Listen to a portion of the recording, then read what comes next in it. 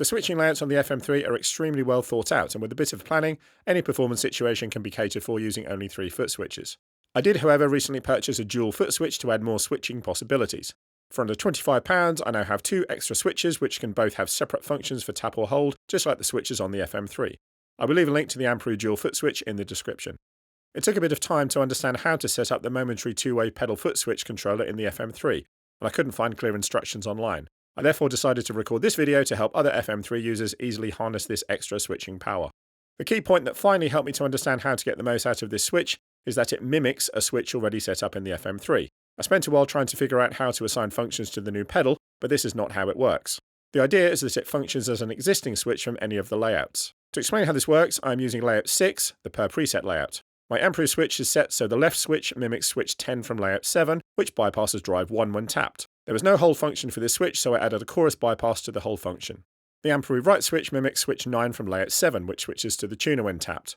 Once again, there was no hold function set, so I added a trem pan 1 bypass. You can set the switches to mimic any button from any layout. I haven't yet decided on the optimal setting for the Ampero switch, as the current settings are to demonstrate the concept for this video, but hopefully you can see the massive potential of the Ampero switch. To set up the Ampero switch, press button E to enter the setup menu and scroll down to I/O via the nav buttons. Hit enter and use the page buttons to navigate to the pedal settings. I have the Ampero switch connected to the pedal 2 input, so use the nav buttons to select pedal 2 setup and use the value knob to select 2 switches, tip plus ring.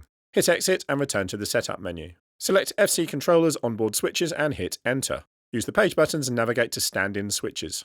Scroll down to FM3 SW2 tip and select the layout from which to assign a switch to the Ampero switch's left foot switch. Use the nav buttons and select which switch to assign from that layout. If you have FM3 edit open, you can easily see which switches are assigned to which functions. Do the same for FM3 SW2 ring to assign a switch to the Ampero switch's right foot switch.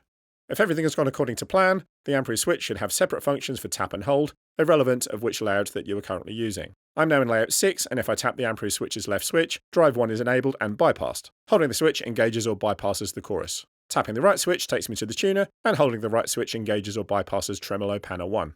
I hope this video has helped you understand how to set up dual foot switches in the FM3. If you did enjoy this video, please give it a like and hit that subscribe button so you don't miss out on more FM3 videos and other guitar videos coming soon. Bye for now.